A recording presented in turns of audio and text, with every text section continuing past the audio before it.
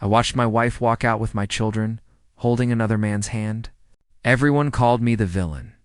6 months later, I'm standing in her new living room, and she's begging me not to tell him the truth. But the truth? It's already destroying everything she built on my ruins. You know what's funny? I can tell you the exact moment I realized my marriage was over, but I can't tell you when it actually started dying.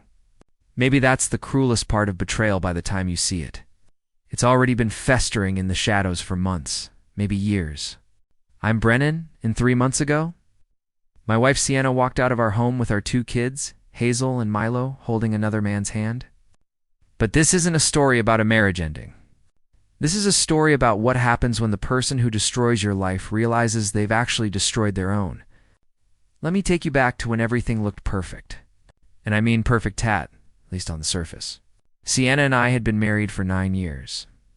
We had the suburban dream, a 4-bedroom house with a fence, a golden retriever named Biscuit, and those ridiculous family photos where everyone's wearing white shirts and jeans on the beach. Sienna worked in marketing, climbing the corporate ladder with the kind of ambition that made me proud. I was a software engineer, working from home most days, which meant I was the one doing school pickups, packing lunches, and making sure Hazel got to soccer practice while Milo finished his homework. I thought we were a team. I thought we were building something real. But somewhere around year 7, Sienna changed. It was subtle at first, coming home later, always on her phone. That distant look in her eyes, like she was calculating something I wasn't part of. I'd ask about her day, and she'd give me these one-word answers. Fine, busy, tired. The warmth we used to have, those nights where we'd stay up talking about everything and nothing, they just evaporated. I told myself it was stress. Her job was demanding. She was exhausted. I made excuses because the alternative that she was slipping away from me was too terrifying to face. Then Wesley entered the picture. Wesley, her colleague. Wesley, who started appearing in her stories about work. Wesley, who she'd grab coffee with before meetings. Wesley, who somehow needed to have dinner with her to discuss projects that couldn't wait until morning. I wasn't stupid, but I wanted to be wrong so badly that I acted like I was. I'd see his name light up her phone at 10 at night, and she'd smile at the screen in a way she hadn't smiled at me in months. When I asked about him, she'd roll her eyes. He's just a coworker, Brennan. God, you're so paranoid. And just like that, I became the problem. Not her late nights. Not her secrecy me. My concerns. My feelings. The fight started small, but grew vicious. She'd criticize everything: the way I loaded the dishwasher, how I talked to the kids, my work, my friends, my existence. It was like she was building a case against me, brick by brick, justifying something I couldn't see yet. I tried everything to fix us. Date nights that she'd cancel last minute. Couples therapy that she refused. Love letters that went unanswered. I was drowning, reaching for someone who had already swum to shore and was watching me go under without throwing a lifeline. 6 months before the divorce, I finally confronted her. I'd seen the texts, nothing explicit, but the tone was unmistakable. The intimacy, the inside jokes, the way he called her scene like it was his, right? I asked her point blank if she was having an affair. And you know what she did? She didn't deny it. She looked at me with this cold, almost relieved expression and said, "He makes me feel alive, Brennan. You make me feel like I'm suffocating." Those words hit me like a freight train, but what came next was worse. I called Wesley a homewrecker, and she slapped me. Actually slapped me. Then she said the words that would haunt me for months. "I'm taking the kids. They deserve a happy mother, not whatever this broken version of you is." The divorce happened fast. Terrifyingly fast. One day I'm begging my wife to go to counseling, and 6 weeks later I'm sitting across from her lawyer, who's painting me as an emotionally absent husband who prioritized work over family. The irony would have been funny if it wasn't destroying my life. Sienna's attorney had this whole narrative prepared: how I was cold, disconnected, how my work from home setup meant I was physically present but emotionally checked out. They twisted every sacrifice I'd made into evidence of neglect. Those school pickups? I was avoiding real conversation. Those packed lunches? Performative parenting. That time I missed Hazel's recital because of a critical work deadline. Proof that I didn't care. Never mind that Sienna had missed dozens of events for her job. Never mind that I was the one who knew which teacher Milo struggled with, or that Hazel only ate her sandwiches if they were cut diagonally. None of that mattered in that courtroom. I got the kids every other weekend. 70-30 custody split. I'll never forget the judge's reasoning stability for the children. Maintaining their primary residence, keeping disruption minimal. What they really meant was that Sienna looked better on paper. She had the corporate job with the impressive title. She had the family home. And she had Wesley, who her lawyer actually presented as a stable presence and a positive male role model. This man had torn apart our family, and now he was being sold as part of the solution. I walked out of that courthouse feeling like I'd been erased from my own children's lives. Wesley moved in 3 weeks after the divorce was finalized. 3 weeks. Sienna didn't even pretend to wait a respectful amount of time. Suddenly, my kids were living with a stranger, calling me from a house that used to be ours, telling me about Wesley's pancakes and Wesley's jokes, and how Wesley let them stay up late on school nights. Social media became a nightmare I couldn't look away from. Sienna posted these glowing photos, her and Wesley at wineries, the 4 of them at amusement parks. Candid shots of them cooking together with captions like "Finally found my person" and "When you know," with a million heart emojis. Our mutual friends ate it up. The comments were sickening.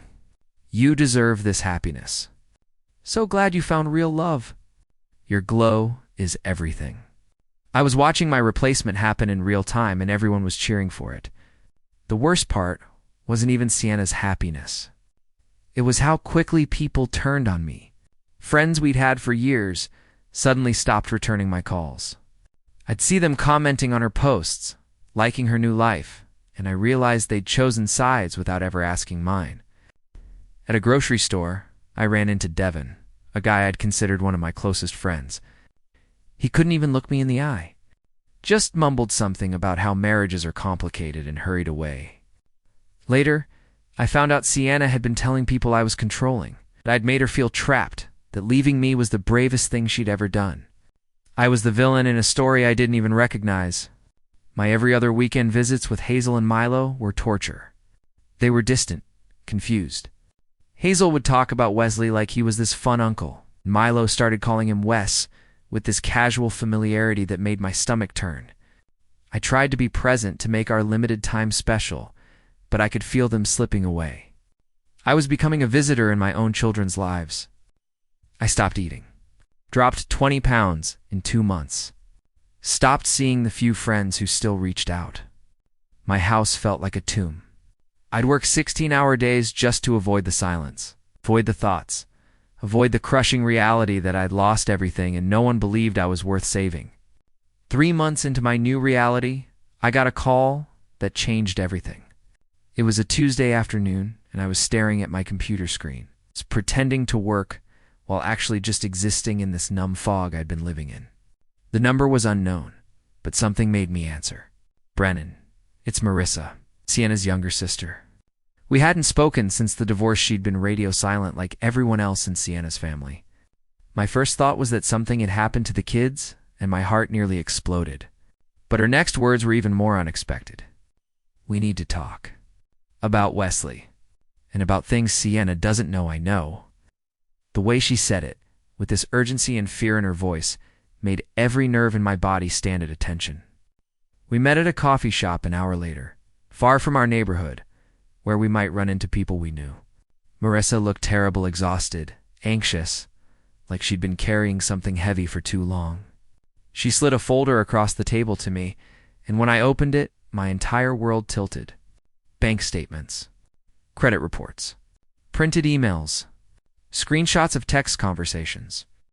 "Wesley isn't who Sienna thinks he is," Marissa said, and her hands were shaking. "He's done this before, twice, maybe more." She explained how she'd gotten suspicious about a month ago. When Sienna casually mentioned that Wesley had suggested combining their finances for simplicity, that's when Marissa started digging, using her connections in banking and a friend who worked in private investigation. What she found was a pattern so clear, so calculated, it made my blood run cold. Wesley's real name was Wesley Kirsch, and he had a history of targeting successful married women. His previous two victims had the same story: whirlwind romance, quick cohabitation, financial integration, and then systematic draining of accounts before disappearing. One woman in Portland lost nearly $200,000. Another in Austin lost her house. Both had been left financially devastated, and by the time they realized what happened, Wesley was gone. He'd changed cities, changed jobs, find a new target.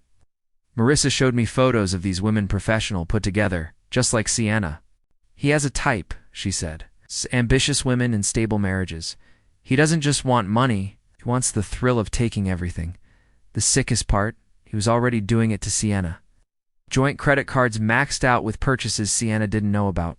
Her savings account, which had over $80,000 3 months ago, was down to $12,000. He'd been siphoning money slowly, carefully, in amounts small enough that she wouldn't notice right away. I sat there staring at these documents, feeling this bizarre mix of vindication and horror. Part of me wanted to let it happen, let karma run its course, let Sienna learn the hard way what kind of man she'd chosen over me. But Marissa's next words killed that impulse. The kids are in that house, Brennan, and I think he's planning to disappear soon. She showed me more evidence, a lease agreement for an apartment in Phoenix under a slightly different name. Plane tickets booked for 2 weeks from now, one way.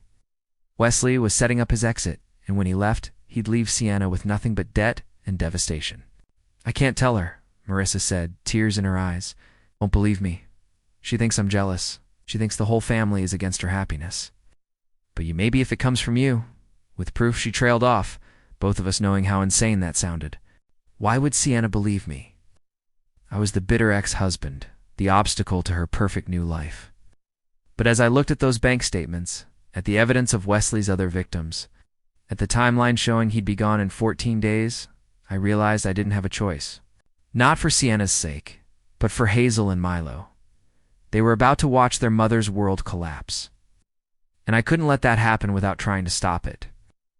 I spent the next week planning with Marissa, gathering every piece of evidence we could find. We contacted Wesley's previous victims. Both women agreed to provide statements, photos, documentation. We compiled everything into a file so airtight that even Sienna's stubbornness couldn't deny it. The hardest part was choosing when to do this. I couldn't just show up and drop a bomb. I needed a legitimate reason to be there, something that wouldn't make Sienna immediately defensive. So I texted her about needing to discuss custody arrangements, specifically about Hazel's upcoming school event that fell on one of Wesley's weekends. Sienna agreed, suggesting we meet at her house, the house that used to be ours, on Saturday afternoon. She had no idea what was coming. Walking up that driveway felt surreal. The garden I'd planted was overgrown. The mailbox I'd installed was crooked. Everything looked slightly wrong, like a copy of a life I used to have. Wesley answered the door with this smug smile, playing the gracious host in my former home. Brennan, come in. Sienna's just getting the kids settled upstairs. He was wearing casual, expensive clothes, the kind you buy when you're spending someone else's money. The living room had been redecorated, new furniture, new art, none of it cheap. I wondered how much of it was charged to those maxed-out credit cards. Sienna came down looking irritated, like this meeting was an inconvenience. Let's make this quick, she said. We have plans this evening. Wesley sat beside her on the couch, his hand possessively on her knee. I sat across from them, the folder in my lap feeling like it weighed 1,000 pounds. I started simple. Before we talk about custody, there's something you need to see. Sienna's expression immediately hardened. If this is some attempt to... I cut her off and slid the folder across the coffee table. Just look. Wesley's face changed instantly. It was subtle, but I saw it, a flash of recognition, of panic, before he smoothed it back into casual concern. Sienna opened the folder and started reading. I watched her face go through stages: confusion, disbelief, anger, and then something that looked like fear. What is this? She asked, but her voice had lost its edge. Bank statements, I said. Credit reports. And information about Wesley's previous relationships. Specifically, the 2 women he did this exact same thing to before you. Wesley exploded. This is insane. You're so pathetic that you'd fabricate evidence to try to break us up. But Sienna was reading, really reading, and I could see her connecting dots she'd been ignoring. "These account numbers," she said slowly, "these are mine." "Wesley, why are there charges here I don't recognize?" He pivoted fast, his voice turning gentle, manipulative. "Baby, those are legitimate expenses. For us, for our life together." He's twisting this to make it look. I pulled out my phone and showed her the photos of the other women. Her name is Rachel. Portland. He took $200,000 from her. God, this is Vanessa Austin. She lost her house. Both filed police reports.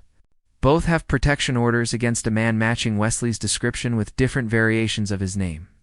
Sienna looked at Wesley, and for the first time, I saw doubt crack through her certainty. That's when Wesley lunged at me. "You son of a..." He grabbed my shirt and I shoved him back hard.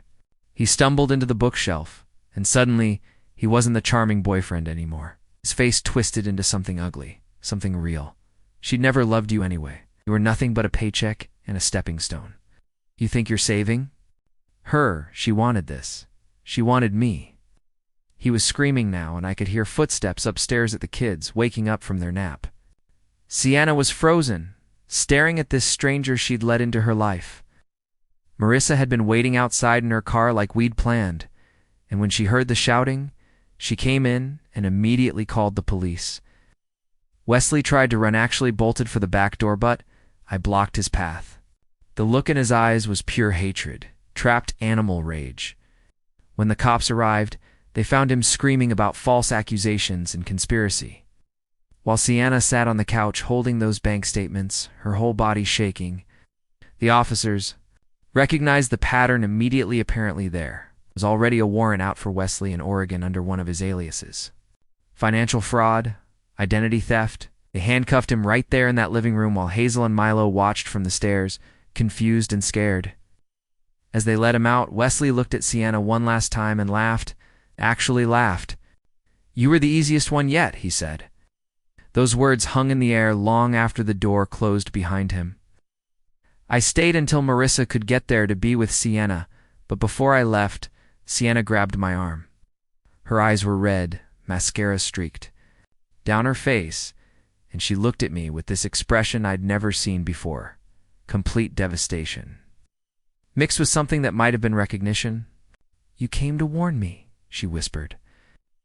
"After everything I did to you, after I destroyed you in court, took your kids, let everyone think you were the monster, you came to warn me."